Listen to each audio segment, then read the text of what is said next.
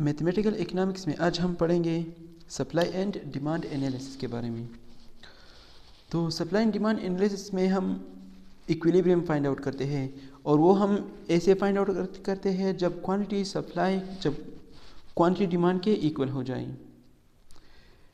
यानी इसमें ऐसा होगा कि QS इक्वल टू QD, ये इक्वल होगा तब हम इक्विलिब्रियम फाइंड आउट करेंगे, जब क्वांटिटी सप्लाई क्वांटिटी डिमांड के इक्वल होगा।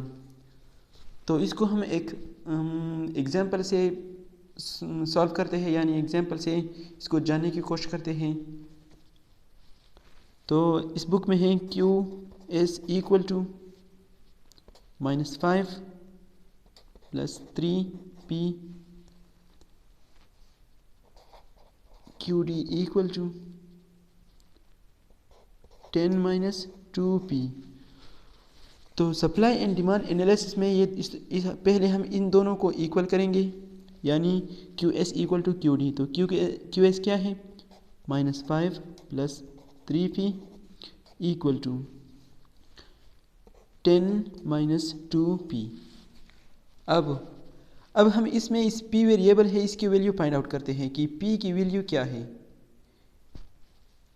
तो इस P की वैल्यू को फाइंड आउट करने के लिए इस P को हम यहाँ पर अकेला छोड़ देंगे और इस 5 को राइट साइड पे शिफ्ट कर लेंगे। तो ये ऐसा होगा -5 + 5 + 3P इक्वल टू 10 + 5 - 2P। तो ये आ जाएगा, ये दोनों आपस में कैंसिल हो जाएंगे। 3P equal to 15 - 2P। अब इस P को हम यहाँ से हटाने के लिए इसको लेफ़्ट साइड पे शिफ्ट करते हैं। तो ये ऐसा हो जाएगा 3P माइनस ये हो जाएगा 3P + 2P equal to 15 - 2P + 2P। यानी इस माइनस को हटाने के लिए इसको हम ऐड कर लेंगे, यानी इसको माइनस को हम प्लस से ही हटा सकते हैं। तो ये आपस में कैंसिल हो जाएंगे और ये आ जाएगा 5P इक्वल टू 15। अब भी यहाँ पर 5 है, इसको हम 5 से डिवाइड करते हैं। P इक्वल टू 3, यानी इसको जब 5 से डिवाइड करेंगे तो इसको भी 5 से डिवाइड करेंगे, तो P की वैल्यू 3 आएगी। जब इस 3 को हम इस इक्वेशन में, यानी ये इक्वेशन 1 है, लेट्स सपोज इक्वेशन 1, जब इस 3 को हम यहाँ पर पुट कर लेंगे तो ये दोनों आपस में एक ही जैसे आ जाएंगे। जैसे कि इस 3 को हम यहाँ पर पुट करते हैं इस वैल्यू में, तो ये आ जाएगा -5 + 3, P की जगह आ जाएगा 3 इक्वल टू 10 - 2, P की जगह आ जाएगा 3, -5 + 3 3 are 9 इक्वल टू 10 - 2 3 are 6। ये आ जाएगा -5, ये आ जाएगा 4 इक्वल टू 10 - 6 इक्वल टू 4। तो ये दोनों आपस में इक्वल है, और ये इक्विलिब्रियम यहाँ पर इसको हम इक्विलिब्रियम ही कहते हैं। यानी आपने मैक्रो या माइक्रो में भी पढ़ा होगा, लेकिन ये मैथमेटिकल इकोनॉमिक्स है। अब इसका हम ग्राफ कैसे फाइंड आउट करते हैं, उसके लिए हम एक एग्जांपल से इसको समझने की कोशिश करते हैं कि इसके जब ग्राफ जैसे क्वेश्चन आ जाएंगे तो इसको हम कैसे सॉल्व करेंगे। तो उसके लिए मैंने एक प्रॉब्लम जो है वो एक प्रॉब्लम है उसको मैं सॉल्व करने की कोशिश करूँगा। और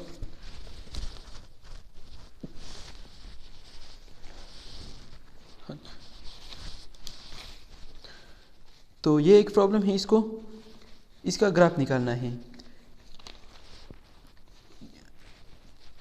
इसमें ये कहता है कि QD is equal to -30P + 0.05Y + 2PR + 40।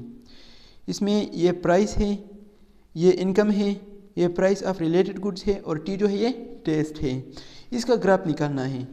और दूसरा ये कहता है draw the graph for the demand function in problem 1। ये प्रॉब्लम 1 है, इसका ग्राफ निकालना है। Assuming y is equal to 5000 PR25 and TA is equal to 30. तीसरा ये कहता है what does the typical demand function drawn in part A show? इस प्रॉब्लम 1 में जो जब हमने ग्राफ निकाले ये हमें क्या शो करता है, यानी क्या दिखाता है इस, और ये 3 नंबर ये कहता है what happens to the graph if the price of the goods change from 5 to 6? उस ग्राफ का क्या होगा जब प्राइस ऑफ गुड जो है वो 5 से 6 तक चेंज हो जाए। और डी नंबर ये कहता है what happens if any of other variable change, अगर कोई अदर वेरिएबल चेंज हो जाए तब क्या होगा, जैसे कि इनकम इंक्रीज टू 7,400, जब इनकम 7,400 इंक्रीज हो जाए तब उस ग्राफ का क्या होगा। तो इसको 1 बाय 1 स्टेप बाय स्टेप हम इसको सॉल्व करते हैं। तो पहले ये क्या कहते हैं, इसका ग्राफ निकालना है। तो इसका हम ग्राफ नहीं निकाल सकते क्योंकि इसमें 2 से ज़्यादा वेरिएबल है, यानी QD यहाँ पर 5 वेरिएबल है, तो इसको हम ग्राफ नहीं निकाल सकते। 1 2 3 4 5 इसमें 5 वेरिएबल है। अच्छा, तो दूसरे नंबर में ये कहते हैं draw the graph for the demand function in problem 1 assuming y is equal to 5000 PR25 and T30। जब ये कांस्टेंट रहे y 5000 PR25 एंड T30, जब ये 3 वेरिएबल कांस्टेंट रहे तब हम इसका ग्राफ निकाल सकते हैं। तब तो चलिए इसको सॉल्व करने की कोशिश करते हैं। तो ये कहते क्या है, पहले हम इक्वेशन लिखते हैं। इक्वेशन क्या था,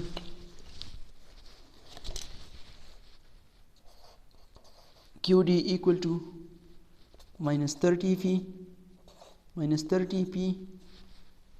plus 0.05y plus 2PR plus 4t। y क्या है, y equal to 5000 PR25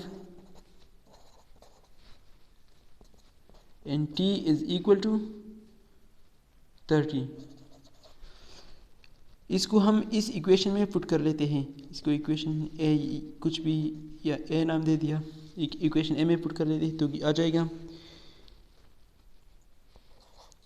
QD equal to -30p plus 0.05 y की जगह आ जाएगा 5000 प्लस 2PR की जगह आ जाएगा 25 प्लस 4t की जगह आ जाएगा 30।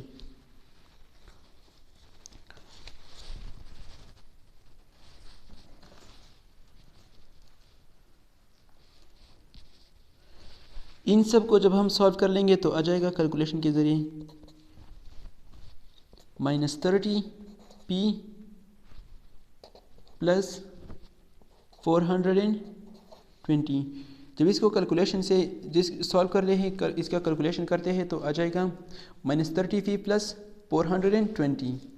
अब इसका ग्राफ कैसे निकालना है, ग्राफ निकालने के लिए मैंने आपसे कहा था पिछली वीडियो में y intercept and x intercept के बारे में, लेकिन यहाँ पर y intercept and x intercept नहीं है, यहाँ पर QD एंड QS है। तो यहाँ QD एंड प्राइस है, यहाँ पर QD ये आपकी मर्जी है कि क्वांटिटी डिमांड y एक्सिस पे लेते हैं या x एक्सिस पे। जब आप x एक्सिस पे कोई लेते हैं तो आप इसको उसका इंटरसेप्ट निकालेंगे और फिर y इंटरसेप्ट का भी y का भी इंटरसेप्ट निकालेंगे। तो यहाँ पर हम पहले x इंटरसेप्ट यानी QD को हम y इंटरसेप्ट पे लेते हैं, तो Q यानी प्राइस का कोई भी हो उसका इंटरसेप्ट निकालते हैं। तो चलिए पहले प्राइस का इंटरसेप्ट निकालते हैं कि प्राइस का इंटरसेप्ट क्या है। उसके लिए हमको क्या करना होगा, QD को 0 का इक्वल करना होगा, यानी जब QD 0 है तब प्राइस क्या आएगी, तब प्राइस की वैल्यू क्या आएगी। जब क्वांटिटी डिमांडेड क्या है, ये 0 है, यानी ये 0 है, तब P इंटरसेप्ट क्या आएगा। तो उसके लिए -30p प्लस 420। इस 420 को हम लेफ्ट साइड पे पुट कर लेंगे तो आएगा -420 इक्वल टू -30p। यहाँ पर दोनों तरफ माइनस है, माइनस को हम माइनस के साथ हटा लेंगे। ओके, तो आ जाएगा 420 इक्वल टू 30p। अब इस p को अकेला छोड़ने के लिए इस 30 को हम ख़त्म करते हैं, तो ये मल्टीप्लिकेशन है, मल्टीप्लिकेशन को हम डिवीज़न से ख़त्म करते हैं, तो ये दोनों तरफ आ जाएगा 420 divide by 30 equal to 30 p by 30। तो 30 के साथ ख़त्म हो जाएगा, ये 0 0 के साथ कैंसिल, 3 1 इज़ 3, 3 4 ज़ार 14। तो आ जाएगा p की वैल्यू क्या आई, 14 आई। जब y की वैल्यू क्या आई, जब QD की वैल्यू 0 है, QD की वैल्यू 0 है, तब y की वैल्यू क्या आई, वो आई 14। ये आया P इंटरसेप्ट। अब हम y इंटरसेप्ट यानी QD इंटरसेप्ट फाइंड आउट करते हैं। QD इंटरसेप्ट के लिए क्या करना होगा, P को 0 का इक्वल करते हैं, तो आ जाएगा QD इक्वल टू वो माइनस 30 p की जगह हम इसको 0 लिखते हैं, प्लस 420। QD इक्वल टू 0 को जब हम किसी नंबर के साथ भी मल्टीप्लाई करते हैं तो आंसर 0 ही आएगा, प्लस 420। जब प्राइस 0 है तब क्वांटिटी डिमांड क्या आई, y 420, और प्राइस क्या है, वो है 0।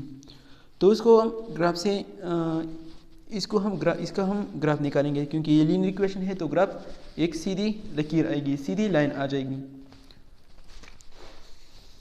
इसकी ग्राफ भी मैंने पहले से ड्रा की है, यानी जब QD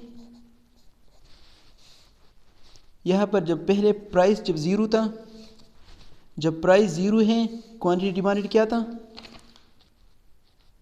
प्राइस 0, क्वांटिटी डिमांडेड 420, यानी यहाँ तक तकरीबन कोई जगह आ जाएगी। और जब QD 0 है तब प्राइस क्या आया था, वो आया था 14, यानी ये जगह आएगी। जब इन दोनों को हम मिला लेंगे तो वो लाइन आ जाएगा।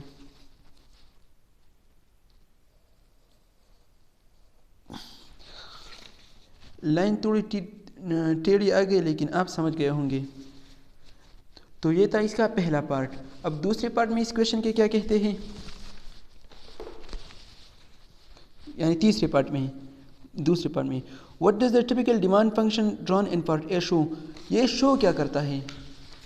तो मैंने आपसे पहले भी कहा था, ये डिफरेंट प्राइस पे डिफरेंट क्वांटिटी शो करता है। ये प्राइस है और ये क्वांटिटी डिमांड है, डिफरेंट प्राइस पे ये डिफरेंट क्वांटिटी शो करता है।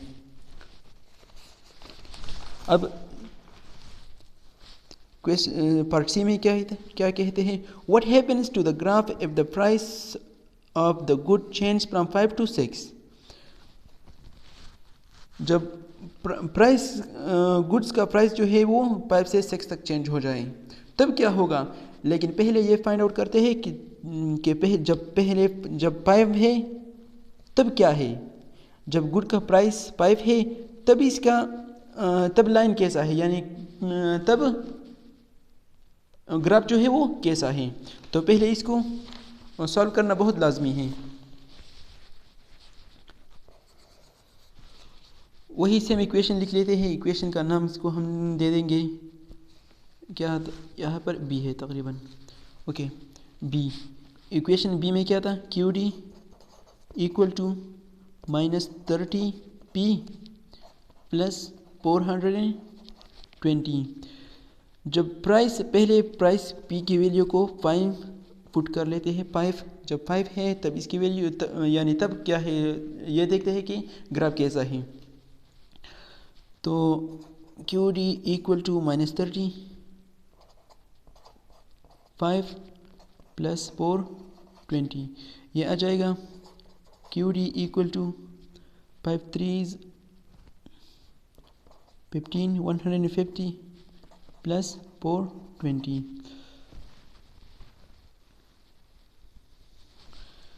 तो ये तकरीबन आ जाएगा QD इक्वल टू 270।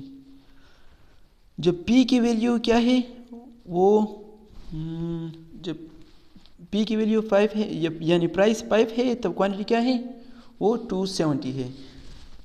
ग्राफ में कैसे आएगा, और ग्राफ किधर गया, यानी जब प्राइस 5 है प्राइस यहाँ पर है क्या है 5 है, 5 तो 5 या ये यहाँ आ गई ये 5 है और यहाँ पर क्या है 270, तो 270 यहाँ पर किधर आएगा 270 यानी ये जगह बिल्कुल आ गई। मैंने ये ग्राफ जो है वो बिल्कुल टेढ़ा बनाया है इसलिए ये इस लाइन के ऊपर ही आएगा, यानी ये जगह जो है 270 ये जगह आती है, ये जगह आती है, ये इस लाइन के ऊपर ही आएगा। ओके, लेकिन मैंने लाइन जो है वो अपने हाथ से बनाई है इसलिए थोड़ी टेढ़ी सी आई है। अब अगर ये प्राइस जो है ये 6 तक चेंज हो जाए, अगर ये प्राइस 6 तक चेंज हो जाए, आपको पता है इसको सॉल्व कैसे करना है, मैंने पिछले भी वीडियोस बनाई है, इसको आप खुद ही सॉल्व करें। जब ये 6 है तब ये यहाँ पर आ जाएगा, यह तक आ जाएगा तकरीबन। जब P की वैल्यू 6 आ जाएगी, यानी P की वैल्यू जब 6 आ जाएगी तब क्वांटिटी की वैल्यू क्या आएगी, QD क्या आएगा, QD आएगा 240 यहाँ पर किधर आएगा 240 यहाँ पर आएगा, यहाँ पर तकरीबन यहाँ पर आ जाएगा। तो इसमें कुछ भी चेंज नहीं आया, यहाँ पर सिर्फ प्राइस और क्वांटिटी में चेंज आया, यानी इस लाइन में कोई चेंज नहीं आया। जब इसको आप स्केल से बनाएंगे तो आपको पता चल जाएगा कि इसमें लाइन में कोई चेंज नहीं आता, सिर्फ क्वांटिटी जो है ये इस क्वांटिटी में और प्राइस में चेंज होता है। यानी प्राइस जब ज़्यादा होगा तब क्वांटिटी कम होगी और प्राइस जब कम होगा तब क्वांटिटी क्या होगी, वो ज़्यादा होगी। अब चलते हैं इसके नेक्स्ट पार्ट की तरफ। उसमें ये क्या कहते हैं, उसमें ये कहते हैं what happens if any other variable change, let's suppose income increase to 7,400। अगर कोई अदर वेरिएबल चेंज हो जाए, जैसे कि इनकम चेंज हो गई 7,400, तो पहले क्या है, पहले इक्वेशन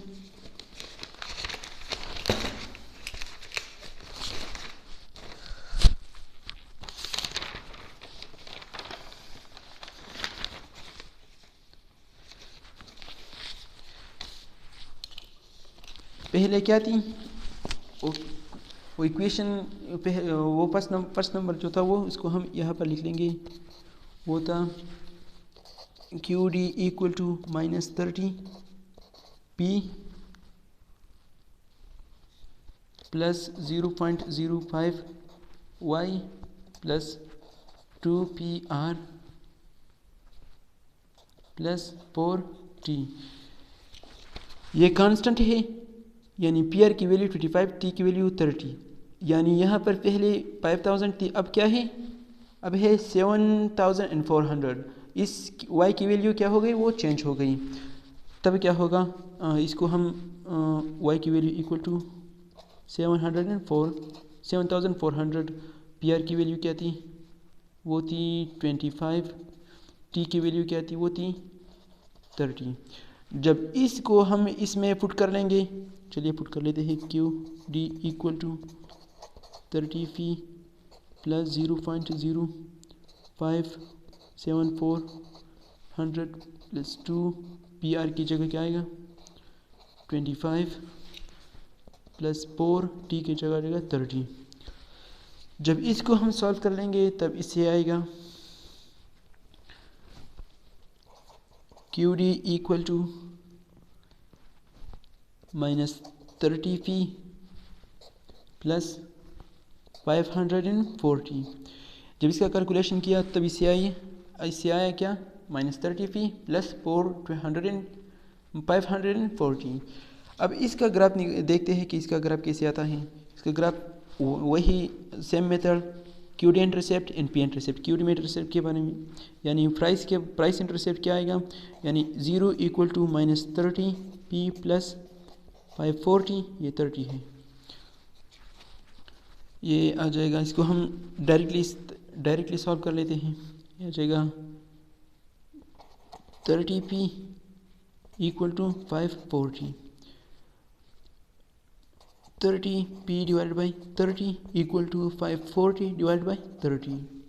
ये आपस में कैंसिल, 0 0 के साथ कैंसिल, 3 1 is 3, 3 8s are 24। तो P की वैल्यू क्या है, वो है 18, P की वैल्यू क्या है, वो है 18। जब QD 0 है, P की वैल्यू क्या है, वो है 18। अब P, जब P 0 है, व्हेन P इक्वल टू 0, तब क्या होगा, QD क्या आएगी, QD क्या आएगा, okay, same equation, QD equal to -30, P की जगह 0 प्लस 40, 540, ये प्लस है, QD ये 0 होगा प्लस 540। जब P की वैल्यू 0 है तब QD क्या आया, वो 540 आया। जब P की वैल्यू क्या है, वो 0। इसको हम ग्राफ पे शो करते हैं, ओके। जब QD 0 है, प्राइस की वैल्यू क्या है, यानी QD जब 0 है, प्राइस की वैल्यू है 18, यानी ये जगह आ गई, ओके, 18 यहाँ पर आता है तकरीबन। और जब P की वैल्यू 0 है, तब QD की वैल्यू क्या है, यानी Q इंटरसेप्ट क्या है, वो है 540, तकरीबन यहाँ पर कोई जगह आ जाए। इसको हम डॉट डॉट लाइन से, तो क्या हुआ, ये लीनियर है, यानी ये लीनियर है, यानी ये एक सीधा लाइन है, लेकिन मैंने हाथों से ड्रा किया तो इसके टेढ़ा आ गया। तो जब किसी अदर वेरिएबल में चेंज हुआ तो क्या हुआ, पूरी लाइन ही शिफ्ट हो गई, यानी ये एक ऊपर भी हो सकती है और नीचे भी हो सकती है।